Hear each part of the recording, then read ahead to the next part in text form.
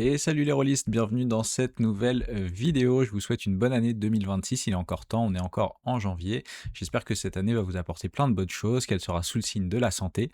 Aujourd'hui, je vous propose mon bilan de l'année 2025 et mes perspectives pour l'année 2026, comme j'ai pu le faire les années précédentes. Tout d'abord, ça va devenir une habitude au début de chaque année. Je vais répondre aux questions du bilan rôliste 2025 de la chaîne d'iStory. Si vous n'êtes pas encore abonné à la chaîne d'iStory, je peux que vous conseiller d'aller y faire un tour. Comme les années précédentes, on a une liste de questions auxquelles on peut répondre et qui nous permet de faire un petit bilan sur notre année. N'hésitez pas à répondre aussi de votre côté à ces questions, que ce soit en commentaire de cette vidéo, sur un réseau social ou sous la vidéo du bilan rôliste de la chaîne d'iStory. Donc déjà, première question, le jeu qui clôt 2025. En termes de partie de jeu, de mon côté, c'est Gods, le jeu français de Dark Fantasy, où mes deux dernières parties en 2025, c'était des parties de Gods en duo, où je suis MJ avec une joueuse. Et concernant la lecture, j'ai clos 2025 en lisant enfin Les Lames du Cardinal, la deuxième édition, chez Eldercraft. Deuxième question, la belle découverte de 2025. J'ai envie de citer deux choses. D'abord, ça va être le jeu de rôle Pénombre, avec le kit de démarrage qui est très chouette. J'ai fait une vidéo sur ce sujet l'année dernière, et ça m'a permis de découvrir l'univers et d'avoir envie de lire les romans. Et en deuxième, ça va être la lecture du jeu de rôle qui s'appelle Amarante. C'est un hex-crawl qui a l'air très très sympathique, que j'ai pas encore fait jouer, et que Vieux Geek m'a fait découvrir. Il en a parlé sur sa chaîne, donc la chaîne de Vieux Geek. J'ai pas eu l'occasion d'y jouer, comme je le dis, mais ça me donne envie d'y jouer, ou même d'écrire un hex-crawl dans ce style-là.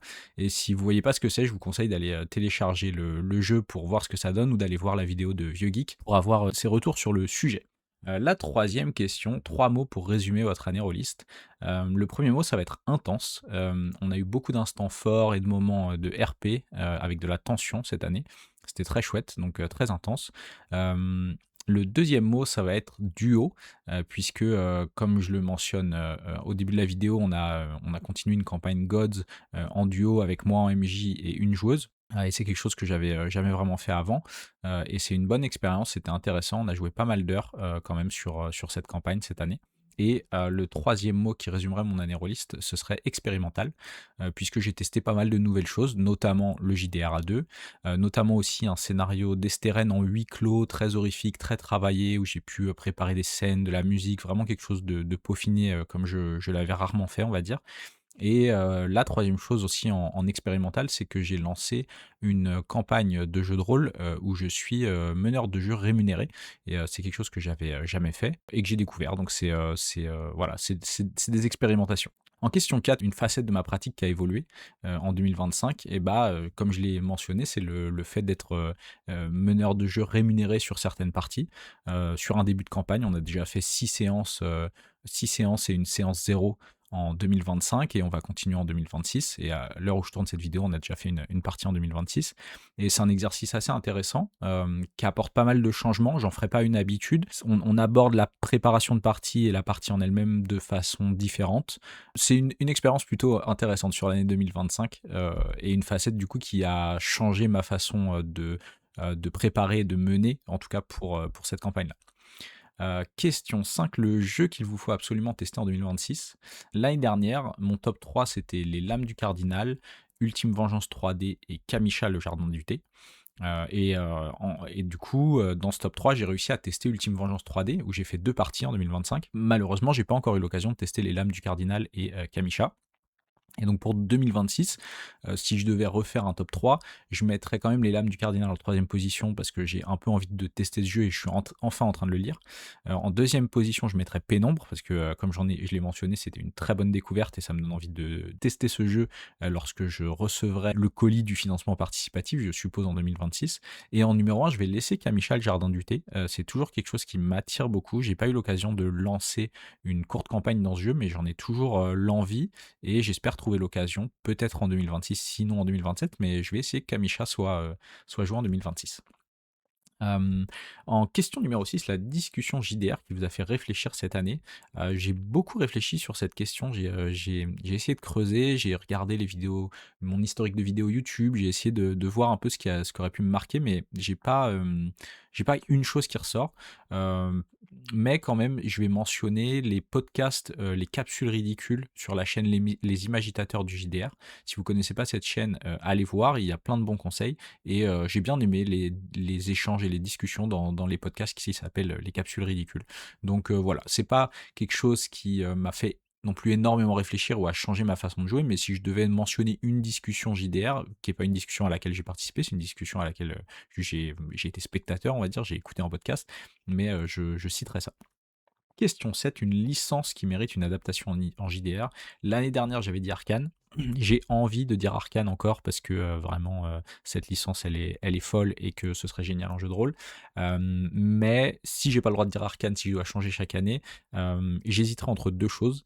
Soit Has Been Hotel, qui est une série animée disponible en ligne et j'aime bien le concept. Il y a des choses intéressantes qui colleraient bien en jeu de rôle, je pense. Ou alors aussi La Roue du Temps, The Wheel of Time, qui pour moi est un univers qui mérite amplement une adaptation jeu de rôle avec pas mal de concepts, notamment de cycles et de destinées, de choses comme ça qui fonctionneraient très bien en jeu de rôle. Et question 8, un jeu qui mériterait une nouvelle édition.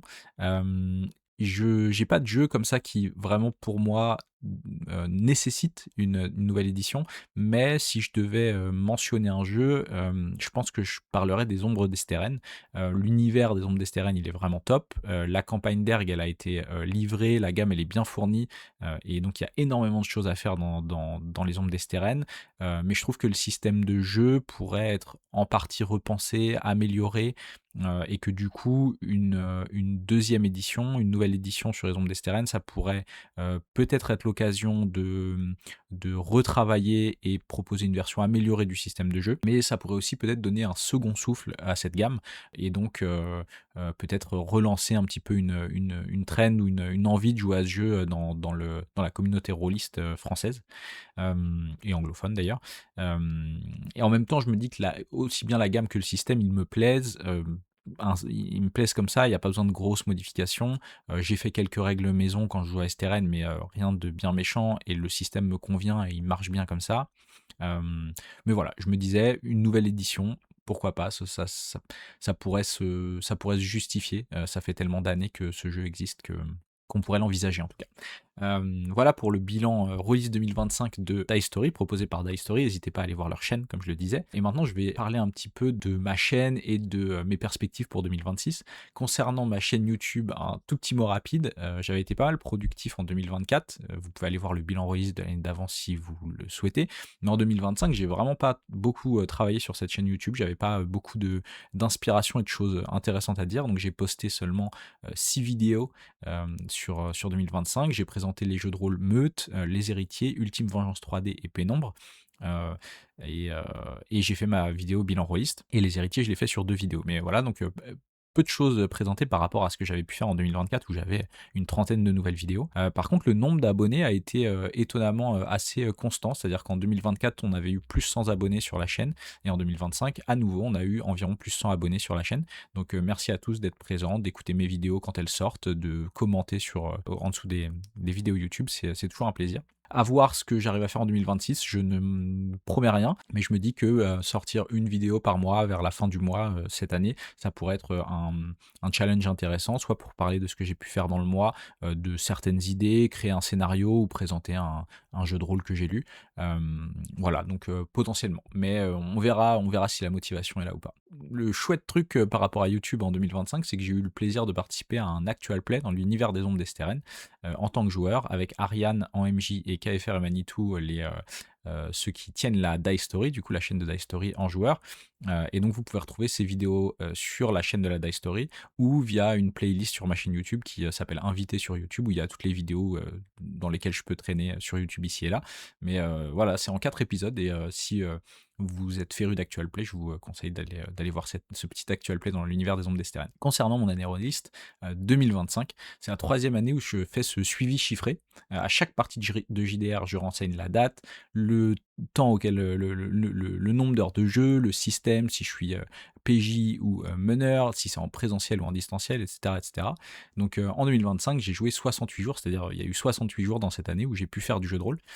donc à peu près en ligne avec, les années précédentes et j'ai joué 193 heures au total, un petit peu moins que les années précédentes.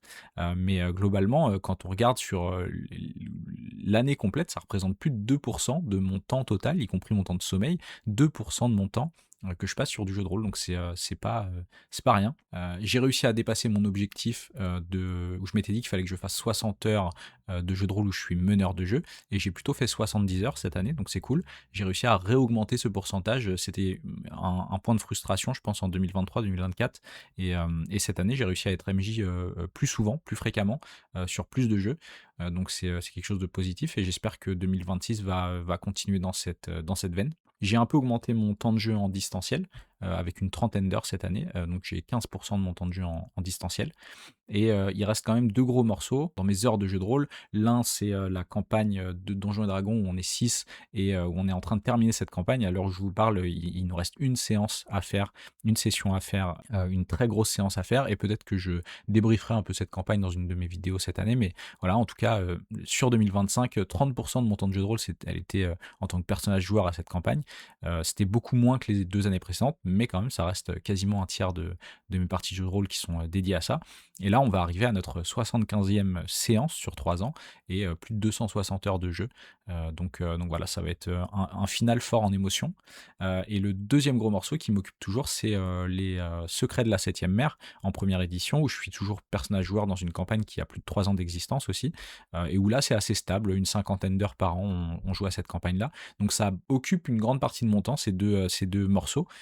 Et à côté de ça, je suis principalement MJ sur d'autres jeux que j'ai l'occasion de tester. Et cette année d'ailleurs, j'ai testé 8 systèmes, donc moins que l'année dernière, mais j'ai pu à chaque fois les tester un peu plus. Donc principalement cette année, j'ai pu jouer aux Ombres d'Esteren, à Avatar Legends, à Gods, à Aria, à Spire le Soulèvement et aussi à 2 parties d'Ultime Vengeance 3D.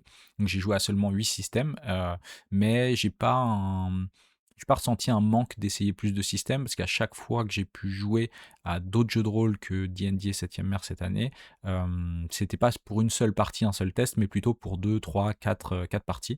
Donc j'ai eu plus le sentiment d'avoir l'occasion de vraiment tester, découvrir ou prendre mon temps sur certains jeux, certaines parties, et beaucoup moins de frustration, je pense, ressentie. Donc voilà, voilà l'année 2025.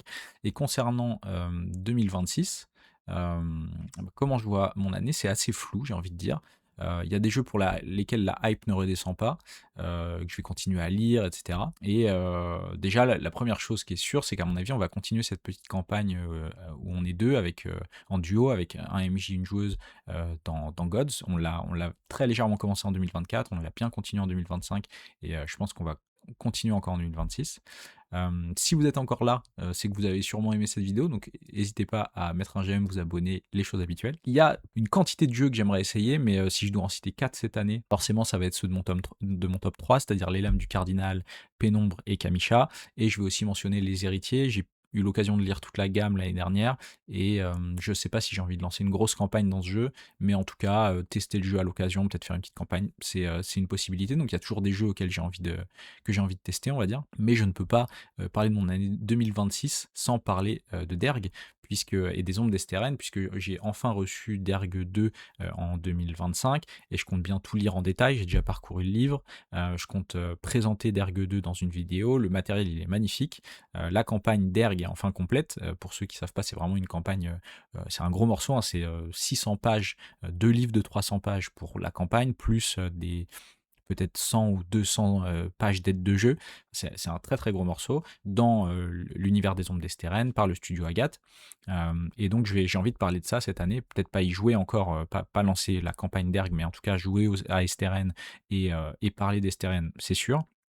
Et donc le studio Agathe a annoncé que c'était avec la fin de Derg, avec la livraison de Derg, Derg 2, c'était le cycle 1, le premier cycle de la gamme qui se terminait et qu'ils allaient rentrer dans un deuxième cycle. Donc j'ai aussi hâte d'en apprendre plus et de voir ce que l'avenir nous réserve pour les Ombres d'Esteren. Mais je perds pas de vue aussi mes deux autres jeux de cœur, où j'ai pas, à mon avis, je vais pas avoir l'occasion d'y jouer beaucoup en 2026, mais un petit one shot ici ou là, ça ne coûte rien. Donc bien sûr, il y a l'Empire des Cerisiers. J'ai adoré ma lecture du dernier supplément en date qui s'appelle Les Forges Sacrées, que j'attendais depuis longtemps. C'est une gamme que j'adore découvrir, que j'adore lire, où j'ai eu que quelques parties pour l'instant, j'ai pas joué de campagne dans cet univers, mais j'aime vraiment l'univers à la lecture et c'est peut-être une gamme que j'aimerais, couvrir plus en détail sur la chaîne, comme j'ai pu le faire pour Esteren, avoir une vidéo YouTube qui présente chacun des ouvrages de la gamme.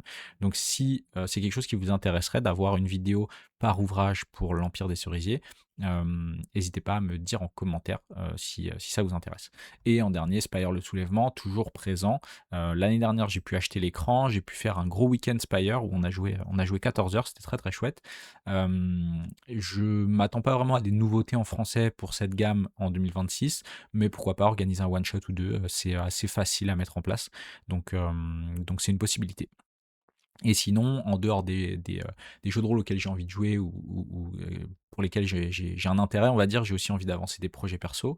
Il y a, le scénario, des Ombres d'Estérène que j'ai pu faire jouer à la période d'Halloween en 2025 que j'ai envie de mettre au propre. Ça fait des années que je travaille dessus et j'ai envie de vraiment le finaliser, on va dire. J'ai envie d'alimenter un peu ma chaîne YouTube, peut-être, une douzaine de vidéos, une par mois, mais on verra. Ça se trouve, j'en ferai plus, ça se trouve, j'en ferai moins. Et j'ai toujours ce projet dont j'ai pu parler, ici et là sur les réseaux que j'appelle École de magie, qui est un projet sur lequel j'écris depuis plusieurs années. J'ai envie de continuer à écrire, j'ai envie de faire des playtests, voilà, peut-être un jour le publier, peut-être pas, mais en tout cas, continuer à l'avancer. C'est un de mes objectifs de l'année 2026. Voilà, dites-moi en commentaire comment s'est passée votre année release 2025, ce que vous attendez pour 2026, que ce soit en jeu, en campagne, en lecture, en financement participatif. N'hésitez pas à m'en parler et en attendant, je vous souhaite bon jeu et vous dis à bientôt.